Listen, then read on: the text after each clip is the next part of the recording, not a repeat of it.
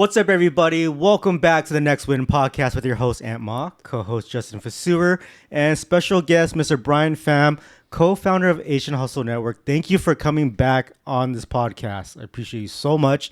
The last episode was so great, so I'm sure all the listeners loved it too. So once again, thank you for being here. Happy to be here. And so today, actually, first off, if you guys have not listened to the last episode with Brian, you have to check it out, okay? He explains so much good stuff about how to run a business, how to start it, how his business grew from zero to, from nothing to a successful business in a short matter of months. And so today we're going to, talk a little bit more about his business and himself, and also a little bit about his personal side. And I wanted to know, usually everyone who starts a new business, they don't think the way that you did. Okay, they start an LLC, and they do brick and mortars and things like that. You went totally opposite. You did nonprofit, and you started a Facebook group. Why did you choose a nonprofit and not an LLC? Yeah, so just for clarification, we have a nonprofit arm and we have a C corporation, which is kind of like an LLC in some ways. But the reason why we wanted to have both, and especially nonprofit, is because we're looking for an opportunity to generate income in any way possible, whether that's through sales or tickets, media side, sponsorship. That's like the LLC/for-profit side. But the nonprofit side, we realized that companies have a multicultural department and they have an allocated budget to help minorities every single year. Right? And if we didn't have a nonprofit, we'll lose out on like those grants that are between 5 to 10K, 25, and sometimes even up to $100,000. Right? Wow. But they only donate to nonprofits. To not lose out on those opportunities, we figured that we needed both a nonprofit and a for-profit arm. Which one was first? We started a for-profit first. Oh, I thought it was the opposite. Yeah, we started a C Corp first. And then we realized that it wasn't enough. Yeah. Right? We needed more. We needed to really not leave any rocks unturned and reinvest back into the community. So how do you get, those big sponsorships and donations for the nonprofit? Yeah. So that's a really good question. For us, we actually went on Upwork.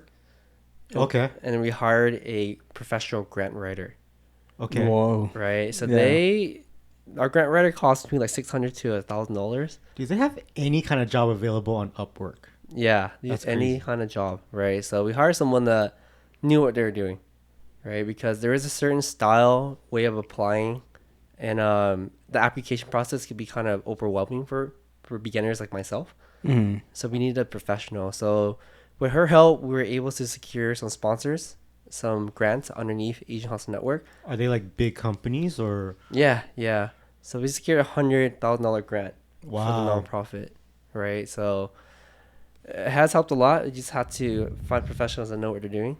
Are those also, a business that was not overseen, but they were a part of your Facebook community as well? And that's what they knew about you guys? For this one, we try to stay away from our community Oh, I see. just because anything financial, we find it really sensitive. That makes sense. Yeah.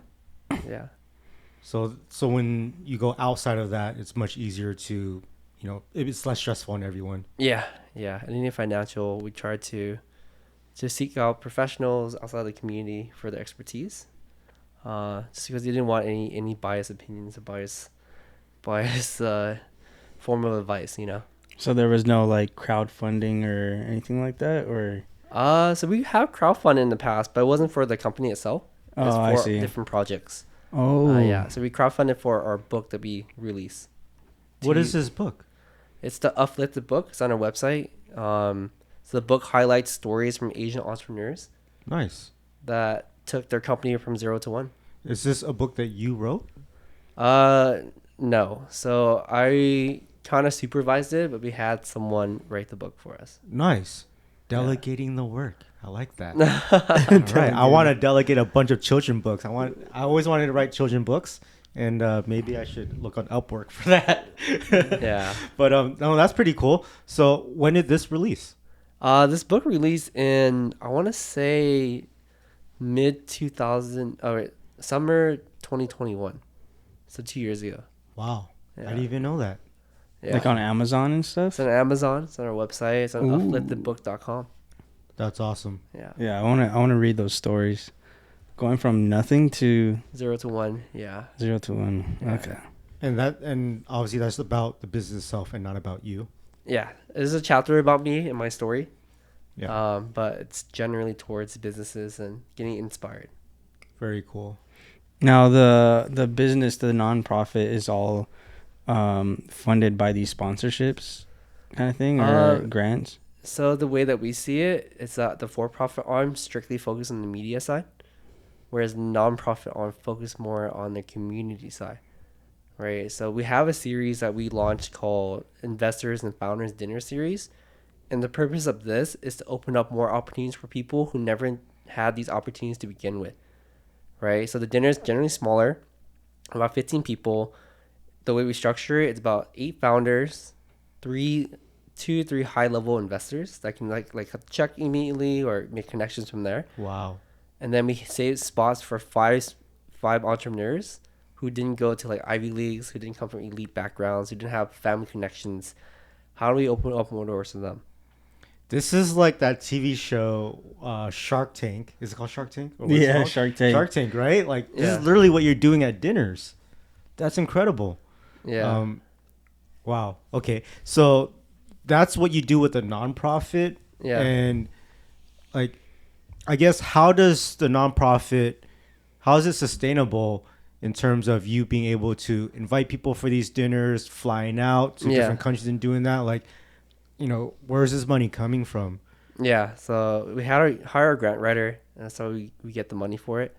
We apply to company grants, government grants, other foundations, right? So that's how we sustain the nonprofit side. Okay, so you did mention that. So does that mean that it's pretty much consistent now, and it's just always It's flowing in? never really consistent because you have to apply every year.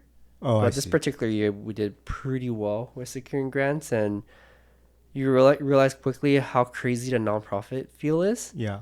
Because there are nonprofits that secure like hundreds of $1 million in grants, right? And when you look at Rolex, for example, they're a nonprofit. Yeah. The watch, right? Rolex is I a didn't know nonprofit. that. I didn't know that. TED Talks is a nonprofit. They generated, I don't quote, I think I saw like $385 million last year Wow. in like grants and sponsorships and all those things. Yeah. So like nonprofit, it's a very interesting world to be a part of. Yeah. Yeah.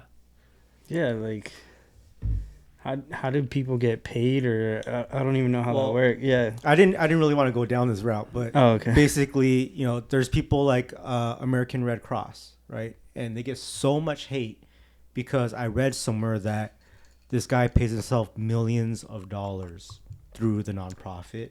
And obviously they do have so much money that they are helping out, and it does work.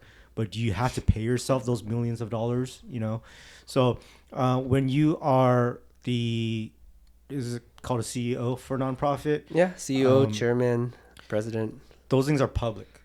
Mhm. So everyone gets to see how much you make, Mhm. and that's why it's also dangerous because people never know how much to pay themselves. They don't want to pay themselves too much or too little, because obviously you do need the funds to, like what Brian does. He needs to go fly to different countries and get people together, and it makes sense. It's definitely needed. But people don't see that. They're just like, damn, why does this guy make $8 million? Right? So Yeah. I guess another question that I had was, for these grants, are there like specific things that you have to hit, like requirements, I guess, or Yeah. what the money is going towards? So it can't or- be obviously making a profit. Right. It has to be for the community. So Right. to be very clear what your mission statement is with the organization. What are you trying to do with that? Are you staying within the mission statement? That's where it gets tricky. But also it's very subjective in a way where you define like what is it you're using it for. Right. Mhm. As long as you understand from a common sense standpoint that you're not money laundering, you're Yeah. not doing dumb things. Yeah. Like you're serving a purpose like you originally intended, then everything should be fine. Mm. Yeah, that's super interesting. So starting a nonprofit is relatively simple. You can hit up any attorney. You can even do it online. You can even file it yourself. It's like a couple $100, pretty cheap. But then here's the thing. So you first start a nonprofit, you're technically not a 501c3, which is tax exemption. So in order to get that, you can contact a different. They have special um, like almost like sponsors for that Yeah. you can reach out to. So essentially, once you're a nonprofit, you reach out to like these organizations that sponsor nonprofits to temporarily give you the 501c3 status. Yeah. Because most people or most companies won't donate to a nonprofit unless they have tax exemption capabilities. And no one thinks about that. They think once I start this nonprofit and register it, you're automatically tax exempt. You get all these benefits and things Yeah. like that. But you have so much more to do Yeah. to get that 513C. That takes about 6 to 8 months to achieve. So Wow. in the process, you usually leverage out like a sponsor to help you sponsor your 501c3. That way Yeah. you can operate almost like the very next day, right? Or very next week, whenever you sign the paperwork. So essentially, these sponsors take a percentage of your donations as a commission, right? It's either 1 or 2%, something really low, right? And then the only tricky thing is that the money can't go straight to your bank account; it goes to theirs.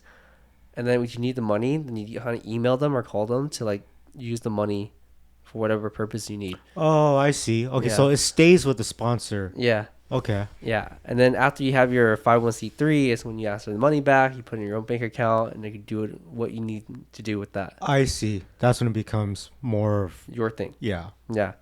So there's a couple rules too. I mean, again, this is not legal advice right here, Right. but you do have to have your frequent meetings, your minutes recorded.